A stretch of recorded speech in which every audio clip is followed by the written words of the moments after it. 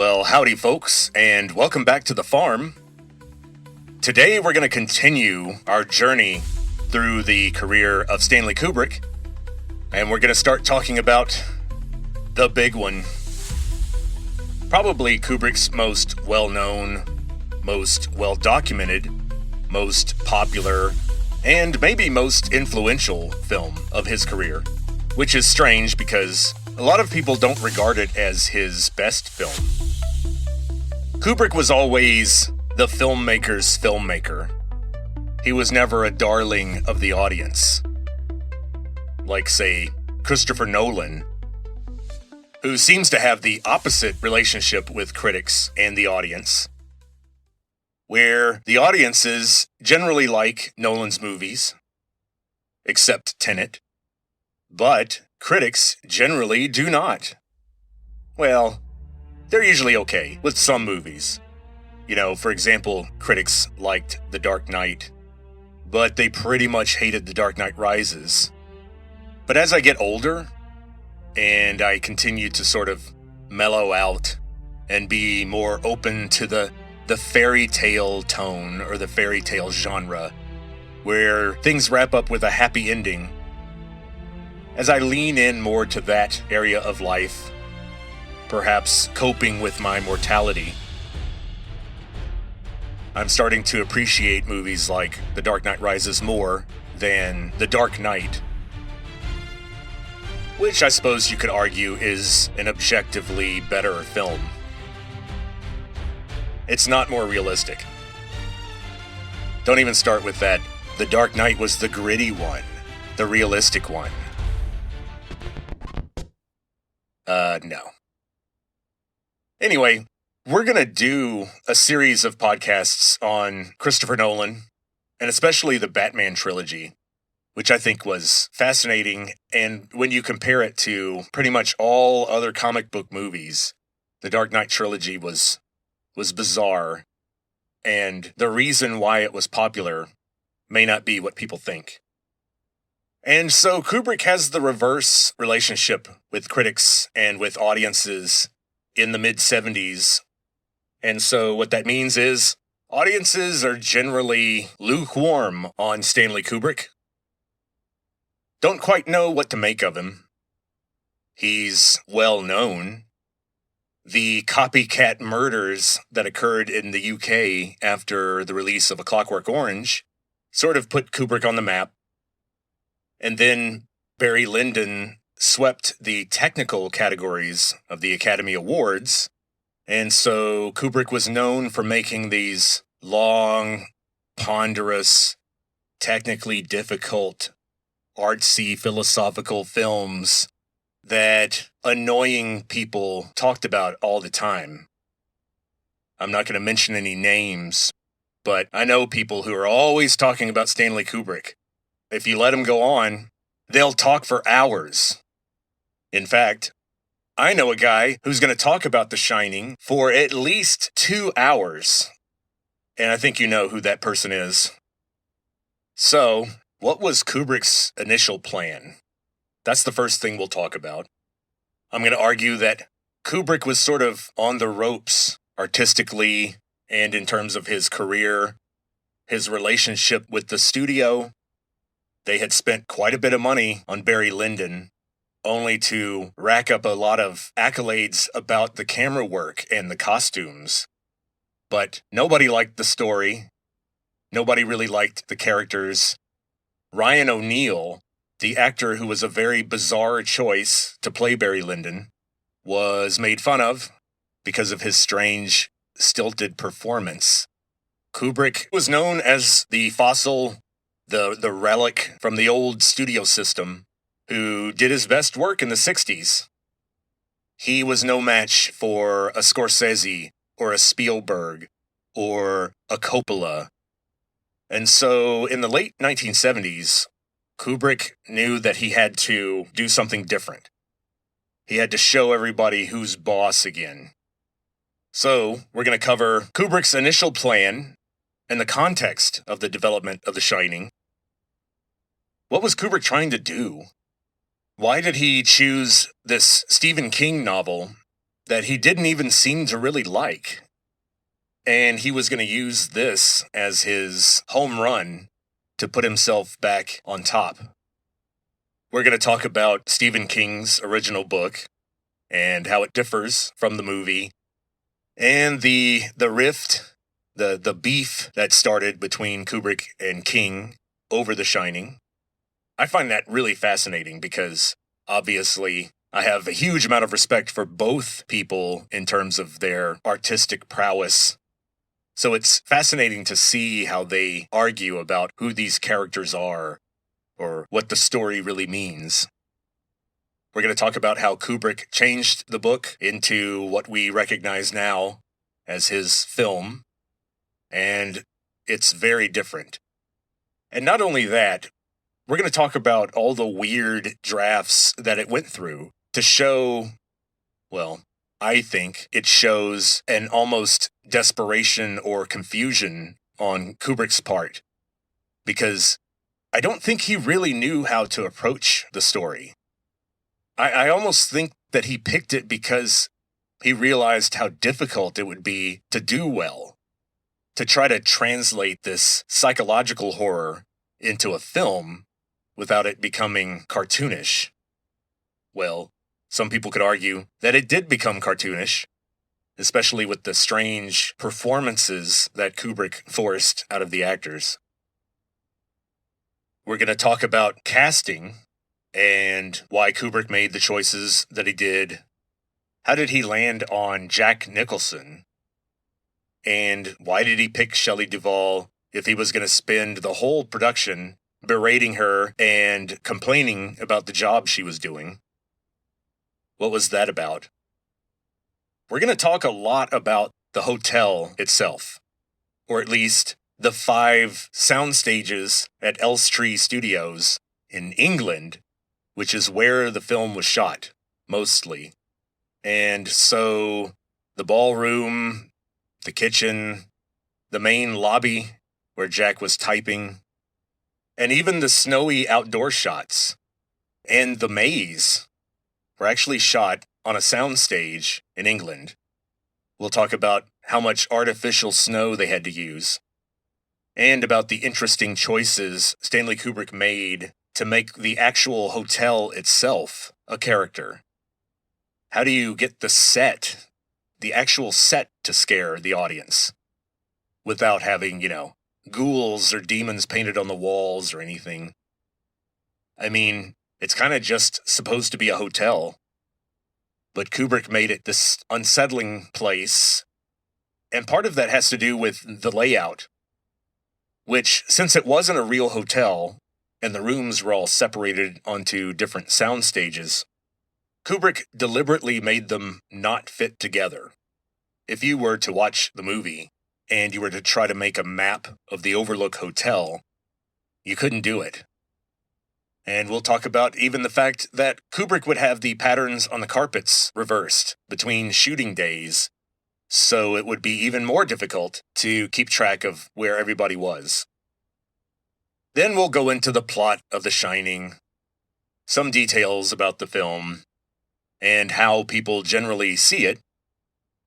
Then, of course, we're going to have to go into what Stanley Kubrick was like on the set, and how he treated actors. One actor in particular.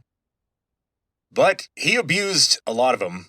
You can even see some moments where he's fairly cold with even Jack Nicholson, the big hotshot on the set, the rising star of the film.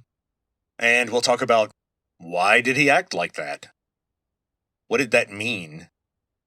A lot of this is documented really well because his daughter, Vivian, actually lugged her own camera around to record footage behind the scenes of the making of The Shining.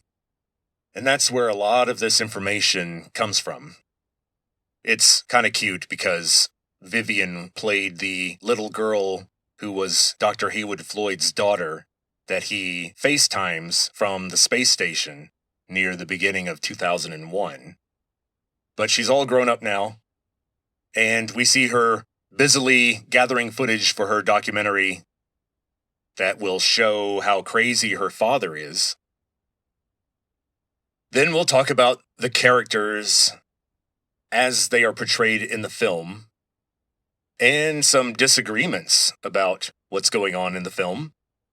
And those disagreements will lead us to theories about the movie. We got to cover all the major theories about what the movie actually means. Then we'll talk about the negative public reception of the movie, where even Steven Spielberg himself told Kubrick that the acting was like kabuki, and he just didn't get it. So we've got a lot to cover. And at the very end, I'll talk about, what I think happened. After researching all this stuff, you would think I'd have a fairly firm conclusion about what the movie means and what really happens at the end. And it has to do with paying some attention to some little comments, throwaway comments sometimes, that Stephen King and Stanley Kubrick made about the movie. Another thing that sheds light on Kubrick's intent are the deleted scenes and some of the drafts. So we'll go into all that over the next 2 episodes.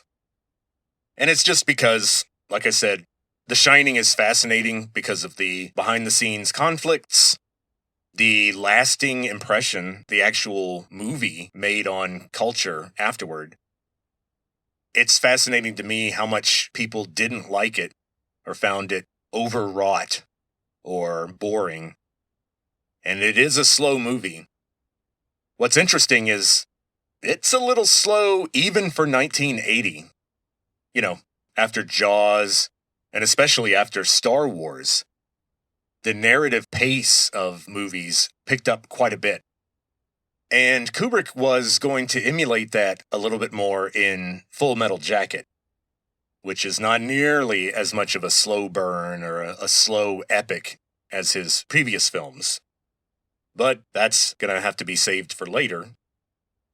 And so the first place we need to start is what was going on with Stanley Kubrick the moment he decided to make The Shining. Why did Stanley Kubrick make The Shining? Why am I so puzzled by that? I mean, I didn't ask, why did Stanley Kubrick make Dr. Strangelove? Why did Stanley Kubrick make 2001? I did go a little bit into what Kubrick was thinking when he chose Alex Burgess's novel, A Clockwork Orange, to create a film out of.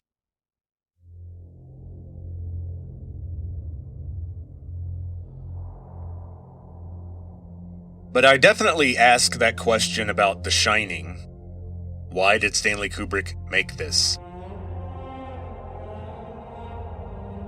The film is extremely well made. One of the most technically perfect films ever made. The acting, we can say, is precisely the way Kubrick wanted it, because all of the actors tried a more naturalistic approach, but Kubrick was having none of it. And we'll talk about some of the things that he told people. In particular, something that Jack Nicholson remembered Kubrick telling him about why he wanted such overacting, you could say, Baroque, cartoonish acting. And although The Shining was dense, frightening, haunting, and all that stuff, I tend to judge movies based on what they're trying to do. So for a comedy, I'm not going to judge the quality of its plot unless it takes away from its main point, which is to be funny. And so Dumb and Dumber was a good movie because it achieved its goal, to make you laugh. Some movies set the bar really high. In fact, another movie that came out in 1980 did that by setting out to be a great comedy, an amazing action movie, and it still has the biggest and most destructive car chase in movie history. It also simultaneously wanted to be a musical featuring performances by Aretha Franklin, Ray Charles, James Brown. And this movie was called The Blues Brothers, starring Dan Aykroyd and the late John Belushi. And I still think it's one of the best movies ever made. Why? Because it set 3 really high goals. How are you a comedy, an action movie, and a musical all at the same time? And then you more or less pull it off. So that's how I judge movies. And I think that all of Kubrick's movies up to that point achieved their goal. But I'm not sure that The Shining achieved what it set out to achieve. As we'll see, it was an objective failure in the sense that Kubrick wanted to make something commercially viable for a change. Although it is true that Kubrick had a history of unexpected consequences of his films. Remember that A Clockwork Orange was just supposed to be a quiet, simple, low-budget film that instead created a media firestorm and a cultural backlash that lasts to this day. So let's rewind a bit. Kubrick was deemed very relevant and a master craftsman of film when he made 2001, and then he followed it up with the very memorable Clockwork Orange in 1971. And as we went over in previous episodes, he then started working on Barry Lyndon, and when Barry Lyndon was released in 1975, it went over like a lead balloon. More like a uranium balloon. And we can see that Barry Lyndon swept the technical Oscars. But you could tell that Kubrick was a little hurt. And I think that watching Barry Lyndon be completely dominated and overshadowed by contemporary movies like The Godfather Part 2, Saturday Night Fever, which is a strange and complex and depressing movie, but it's very much a counterculture movie. It was super relevant when it came out, and I think we all know about the effect that Saturday Night Fever had on music, especially helping to popularize disco. Then in 1975, you had Jaws, which exploded.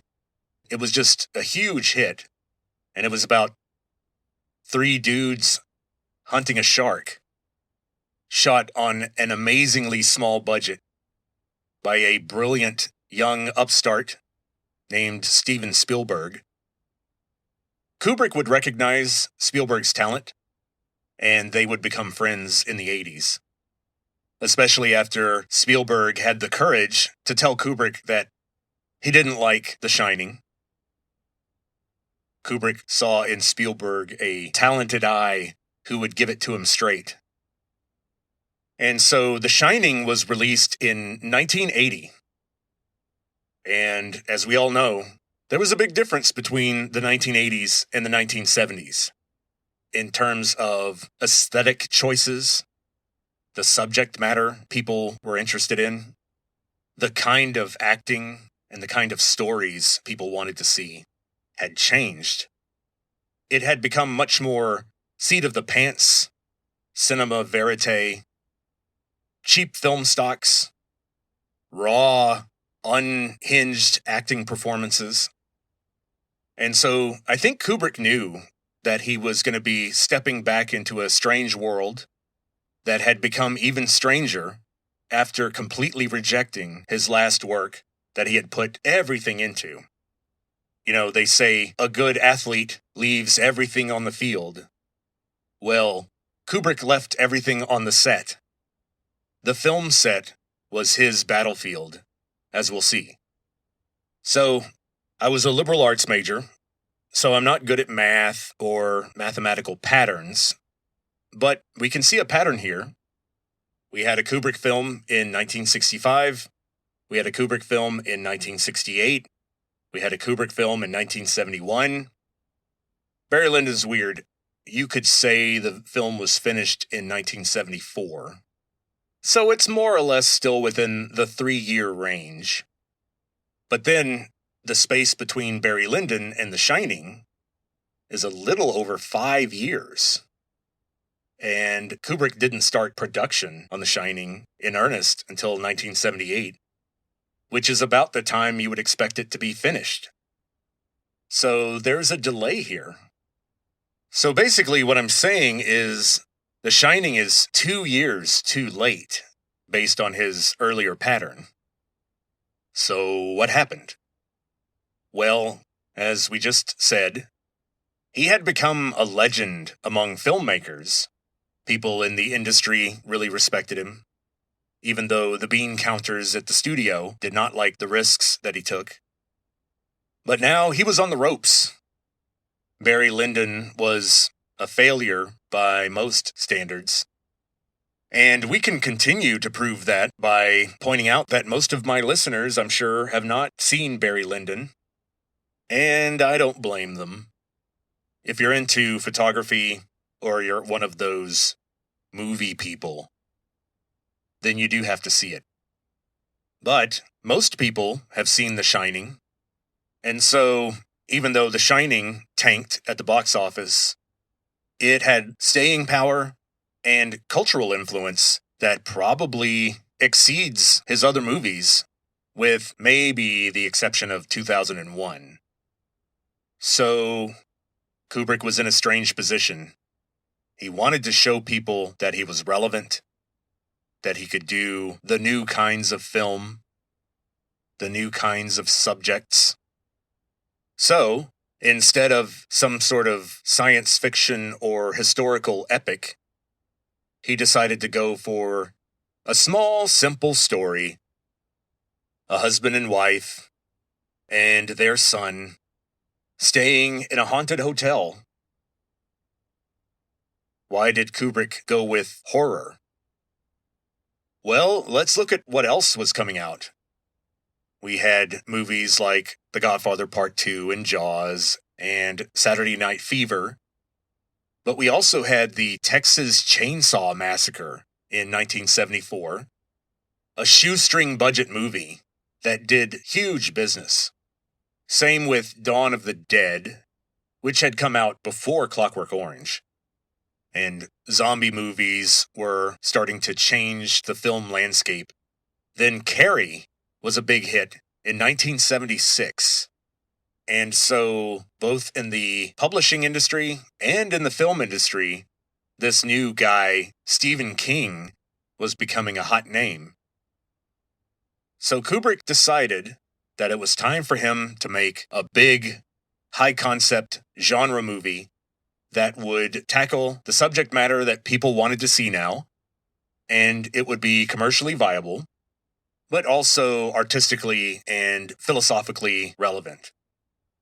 And I think he had set in his mind that if he was going to do a normal movie with popular actors based on a popular intellectual property, like the novel The Shining, Kubrick decided that if he was going to do that, he was going to do it better than everybody else. He was going to make a perfect movie.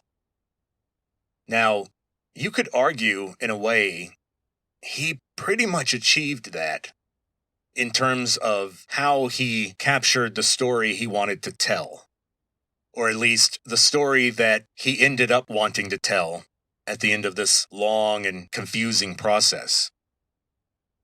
So, I think there's some problems with the approach, maybe, and the story that maybe could have been better. And so, to sum up, the context of the development of The Shining was Kubrick basically being on the ropes. He was at a low point in his career, and like every great fighter, that's when he digs deep.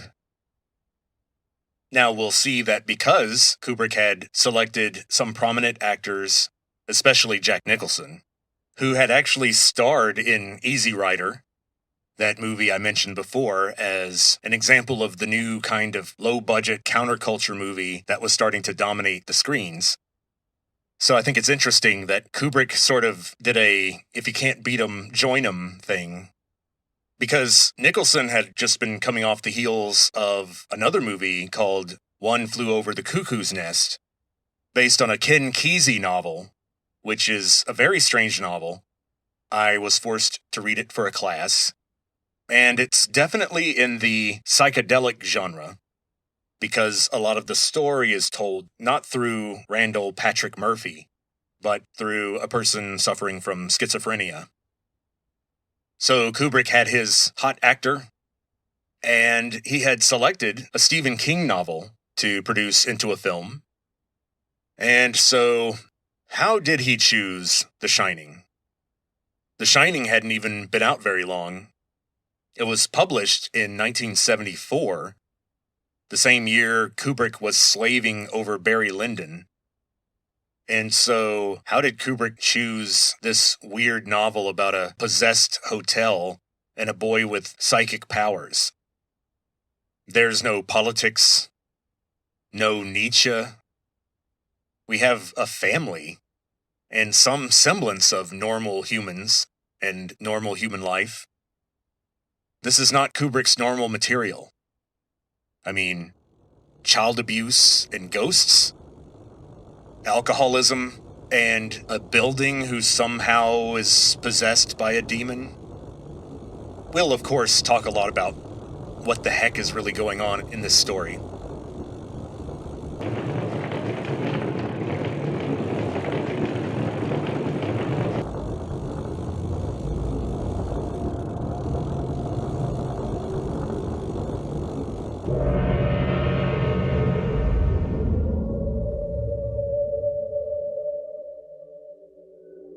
Hello, Vincent.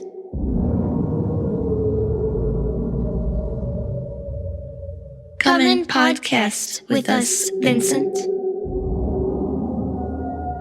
You can talk forever and ever and ever.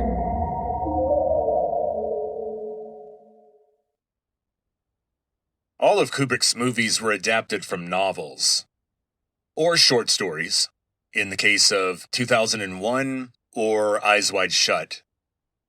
Kubrick liked to read literature and then get images and ideas in his head, and he would try to realize those in real life on film. And that's fairly different from what a lot of filmmakers do now.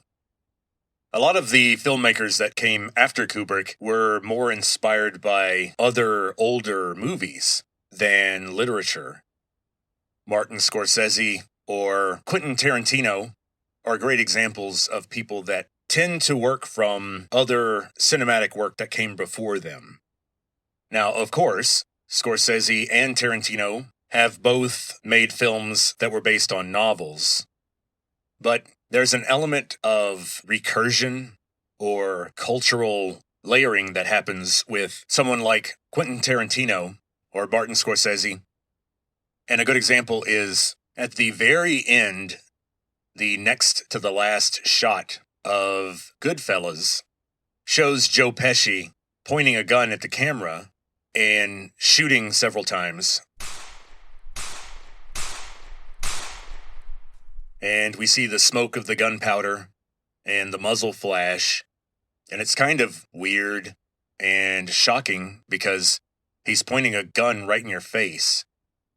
Well, Scorsese was inspired to add that shot by a shot from a classic silent movie set in the Old West, where one of the characters points his sixth gun at the camera and shoots, and it's kind of shocking, and it breaks the fourth wall.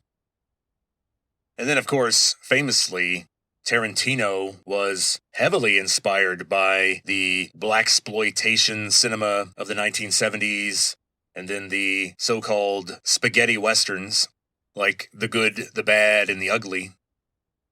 So Tarantino's movies are, for the most part, built on other movies. Kubrick didn't do that. And I think that's one thing that kind of sets him above, because he was almost like a bridge between the literary and the cinematic. He would reach out into good literature, and he would find what was cinematic in that and figure out what he could bring to the screen. So Kubrick's projects started inside his head, based on things that he read.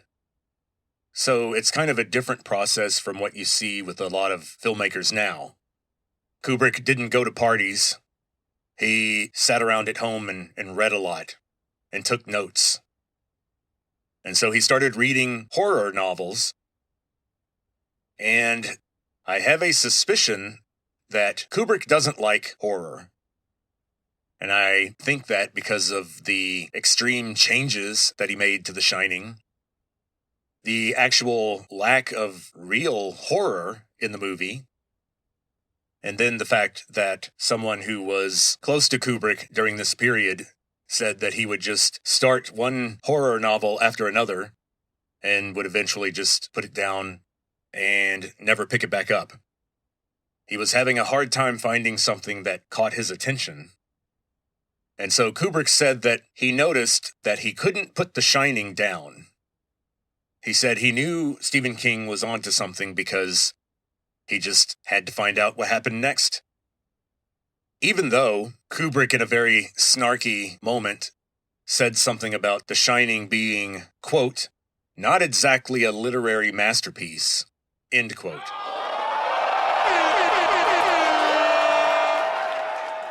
But even with all these conflicted feelings, I think, Kubrick saw something in The Shining that he thought would make a great film.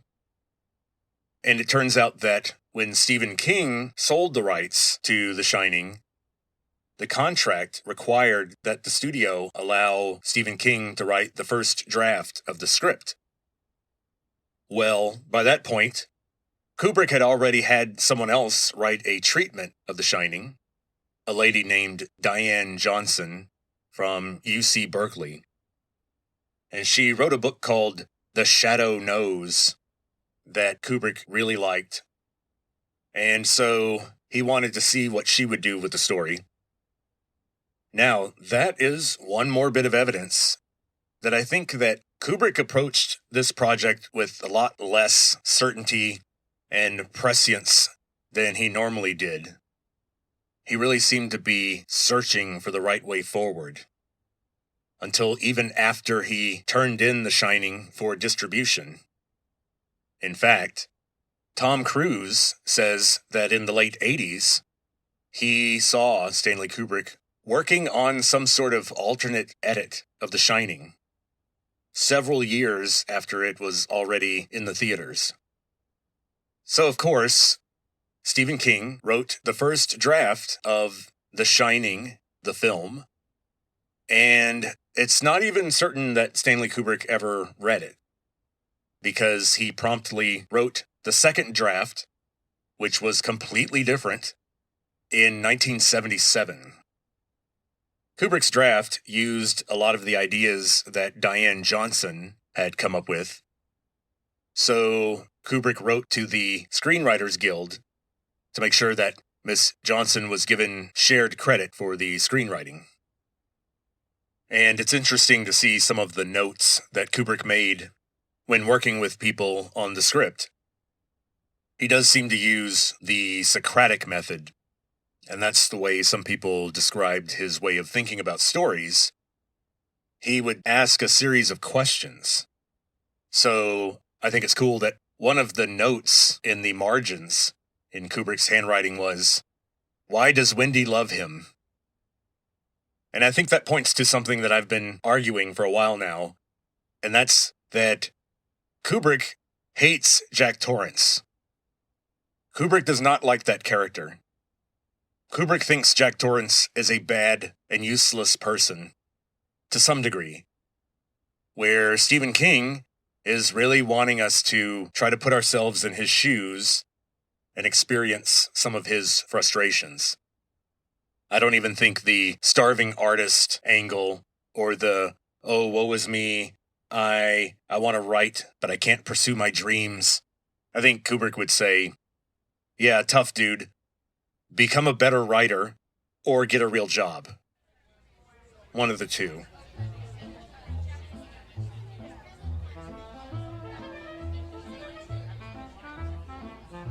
Let's take a moment to talk about this book that Stanley Kubrick seemed to kind of like, but then he changed it completely to make his movie the way he wanted. Well, first, let's talk about where Stephen King got the idea for Shining. So in this universe, there's a particular kind of psychic power. It's a combination of clairvoyance and telepathy. And according to Dick Halloran, played by Scatman Crothers, yeah, that's his real name. According to Halloran, people can shine, but even sometimes places can shine. Now, Stephen King came up with this term. Shining is not something you see in the occult literature. It's not something that's mentioned in ancient literature or something like that.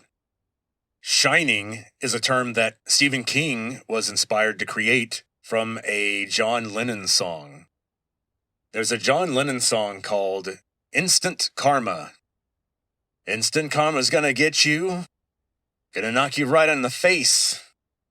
Better get yourself together and join the human race.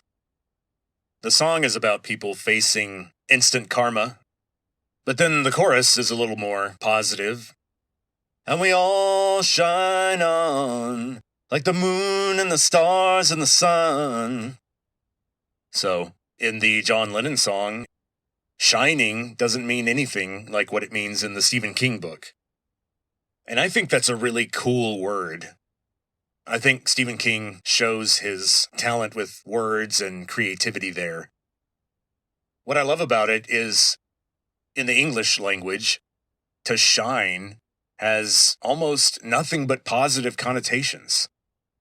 And so to have such a dark story be titled The Shining, which sounds like something positive, I think that's neat. King was inspired when he and his wife stayed in a hotel outside of Boulder, Colorado in the early 70s. And it was a very old hotel, built way up high on a hill. And there were some legends that some of the rooms were haunted. And Stephen King says that he and his wife were staying there on the last day of the season before they closed up the hotel for the winter. And so it was a very strange experience because all these staff that were busily wrapping up certain tasks, but then large portions of the hotel had already been closed down and closed off.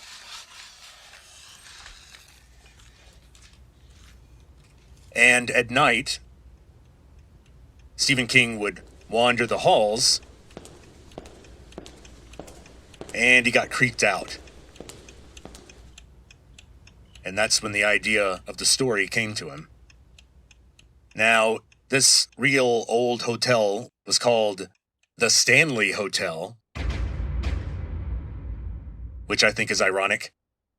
So it was an evil hotel named Stanley that inspired Stephen King to write the story. But then, unfortunately, Stephen King sold the story to a studio who let an evil director named Stanley make a movie that was not what Stephen King would have wanted. Now, some changes were sort of necessary. Like, for example, in the book The Shining, there is no hedge maze.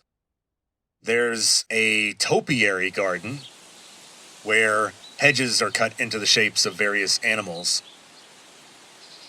And in the novel, these topiaries shift and change and move in ways that are creepy. However, in the days before CGI, if you were trying to make a commercially viable movie, you had to find some sort of alternate way of telling that part of the story. And so Kubrick had a hedge maze built on a soundstage. So, instead of topiaries growing on a hillside outside of Boulder, Colorado, now we have an artificial hedge maze built inside a soundstage in England. Sounds like a good way to save some money. But the biggest difference that fans of the book notice about the movie is how different the characters are. Pretty much every character behaves differently than they do in the novel. Stephen King was trying to make Jack Torrance a sympathetic character. You're supposed to sort of feel for him and his frustrated dreams and his guilt about what he's done to his son and his struggle with alcoholism. And we're definitely supposed to empathize with him more than some fake 18th century aristocrat like in Barry Lyndon. And he's definitely supposed to be more sympathetic than Alex DeLarge from A Clockwork Orange. And he's definitely more an expressive, real human than the astronaut David Bowman or President Merkin Muffley from Dr. Strangelove. But Stanley Kubrick's interpretation of Jack Torrance is clearly different. And it seems that Jack Nicholson was, early on, attempting a more naturalistic performance to inhabit this very real person that Stephen King had written. But again, Kubrick was having none of it. And if you watch the movie, you'll see that Jack Nicholson's portrayal of Jack Torrance is sort of off-putting from the first frame. There's never a part of the movie where you're looking at him and thinking, now there is a loving, caring, nice, sweet, gentle man. Instead, he came across as about 20% weirdo and 80% asshole. See, I'm a little bit less offensive because I'm the reverse. I'm 80% weirdo, 20% asshole. And I have a lot of evidence for my assertion that Kubrick didn't like Jack Torrance and wasn't interested in explaining his behavior. Kubrick actually said the following, quote, "I don't think the audience is likely to miss the many and self-consciously heavy pages that King devotes to things like Jack's father's drinking problem or Wendy's mother. To me, all of that is irrelevant. There are too many psychological clues to explain why Jack is the way he is, which is not really important." End quote. Wow. QED. Quod erat demonstrandum. So, my explanation for this is that, remember, Kubrick is a misanthrope. He doesn't like people, in general, male or female.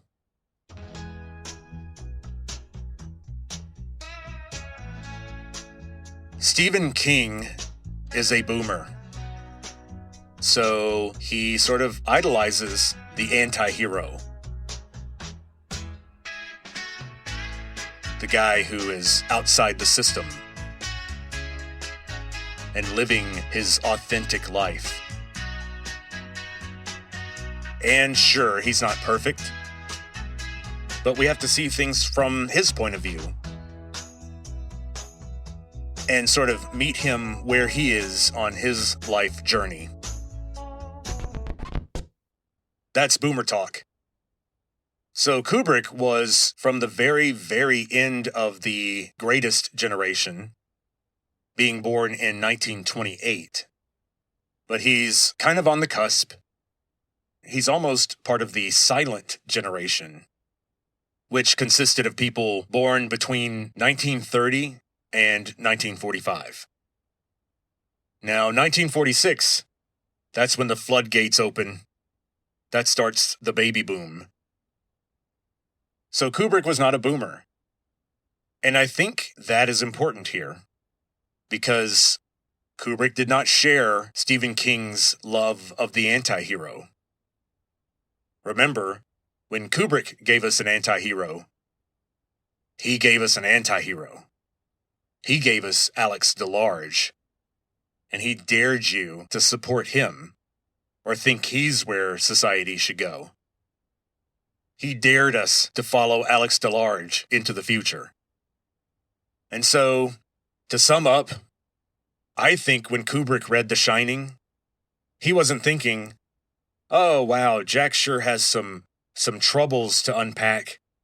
Gosh, I hope this guy finds the therapy he needs. I think when Kubrick read the story and he got to know Jack Torrance, I think Kubrick thought, fuck this guy.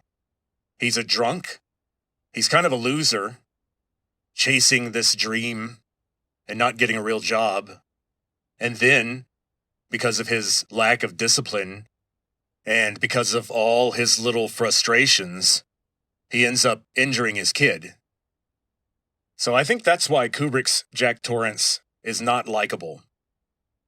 I mean, in the first scene, Danny says he's hungry, and he just says, well, you should have eaten your breakfast. And here's another quote by Stanley Kubrick about the novel The Shining. He says that it was, quote, ingenious, exciting, bridges the gap between the supernatural and the psychological, end quote. Now, I think that's kind of a weird way of putting it. I think it's normal for people to use the word exciting to describe a story, but I think it's a little weird and informative that Kubrick chose the word ingenious. That shows that Kubrick looks at a story the way a watchmaker looks at a watch.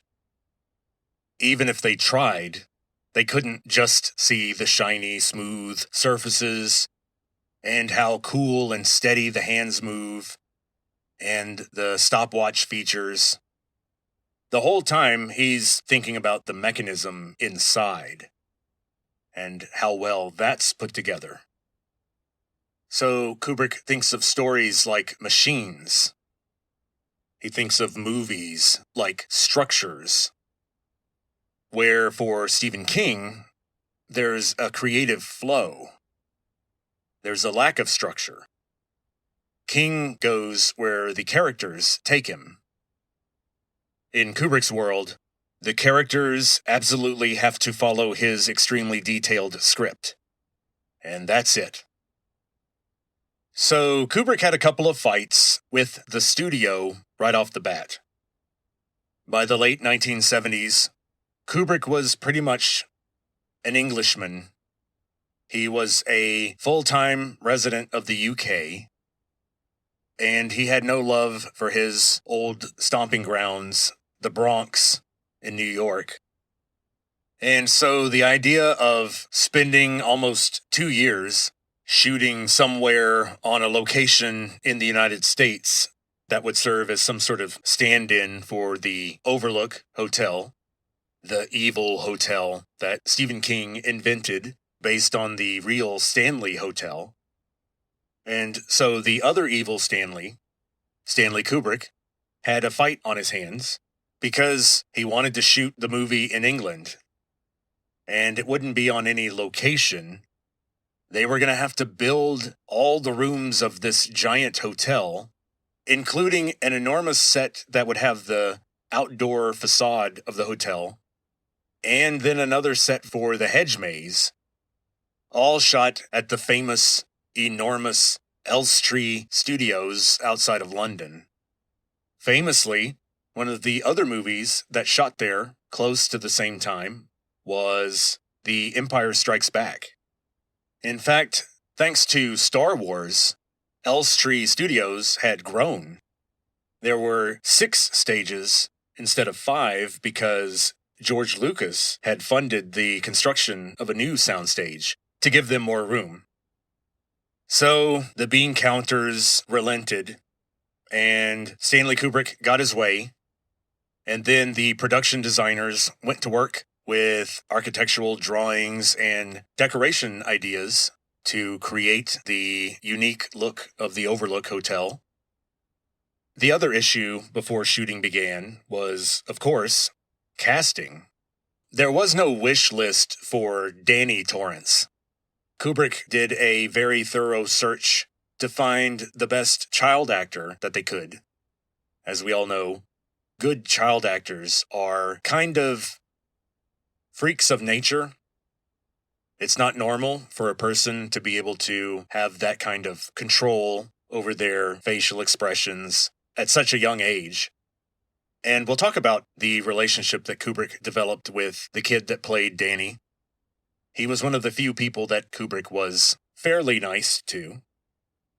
So let's talk about the other characters. Kubrick's alternate choice for the actor to play Jack Torrance was Kris Kristofferson. Now, Kris Kristofferson did not have the same career that Jack Nicholson had, so he's not known to a lot of people. He was a much taller and thinner man than Jack Nicholson. But more importantly, he had a kind of calm, stoic gentleness. And as you're listening to this, you're immediately thinking, well, that wouldn't work for what Kubrick wanted. He may have been a good choice for something more faithful to Stephen King's novel. So that choice was strange. Then let's talk about Wendy. In the next episode, when we talk about how Kubrick treated the actress who played Wendy, Shelley Duvall, you need to remember that Kubrick actually fought to get Shelley Duvall. He wanted Shelley. And he pushed back against the studio, which wanted Jane Fonda. So we almost had a Shining that starred Kris Kristofferson and Jane Fonda. And then, instead of Scatman Crothers as Dick Halloran was going to be played by none other than Slim Pickens, who you might recall was the cowboy guy who rode the nuclear bomb down to its target at the end of Dr. Strangelove. When Slim Pickens' agent mentioned this job to him and said, Kubrick wants you for another movie, Slim Pickens immediately answered, well, hell, I ain't never gonna work for that man again. Or something like that. Probably.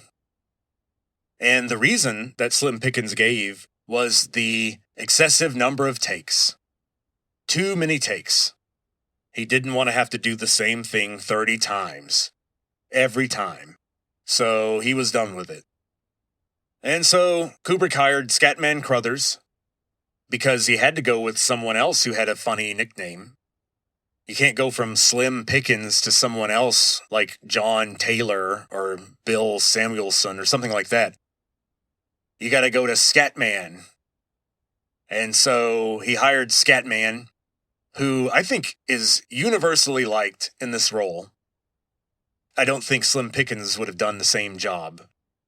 But Kubrick pushed him hard, and Crothers had some difficult moments on set. But one thing you can say is that Kubrick was trying to get the details right. And the conversation between Dick Halloran, a.k.a. Scatman Crothers, and the child actor was done a few dozen times, over and over and over again. Now, Kubrick made a comment later that implied that Crothers wasn't 100% on memorizing his lines. But that's a little unfair, because all of the actors complained that they generally got their lines like the day before for these very long scenes with long takes. Because Mr. Kubrick was tapping away on his little typewriter all day and all night, changing things. Then, other people on set said that the main reason for the extreme number of takes was the child actor. Scatman Crothers had been in plenty of movies, and so I feel for him having to do this scene over and over again with the child actor sort of flubbing his lines, or because he's a kid and was not allowed to read the script. And Kubrick kept him off the set anytime a scene involved a knife or blood. So the kid had to be told very specifically what to think or feel in every particular scene. And so that was problematic. And so I think all of these factors added together to make a very difficult shoot.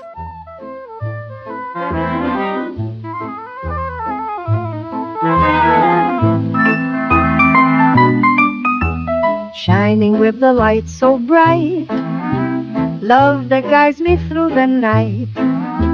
This hotel stands so cold as steel, but the caretaker's such a creep. But don't you worry, my dear, a friendly cook will interfere. The lesson is don't lose control in a hotel that eats your soul. The lesson is don't lose control in a hotel that eats your soul.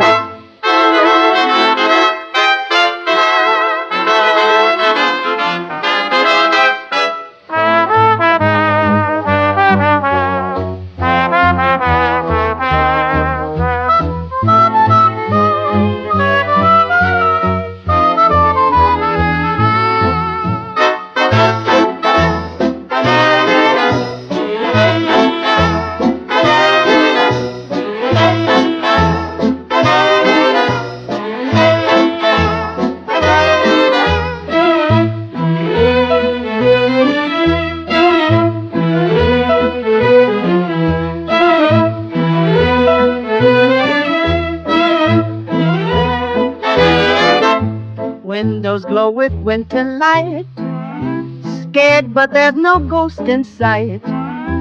Every footstep triggers fear, but I'll keep you close, my dear. But don't you worry, my dear, a friendly cook will interfere. The lesson is don't lose control in the hotel that eats your soul. The lesson is don't lose control in the hotel that eats your soul.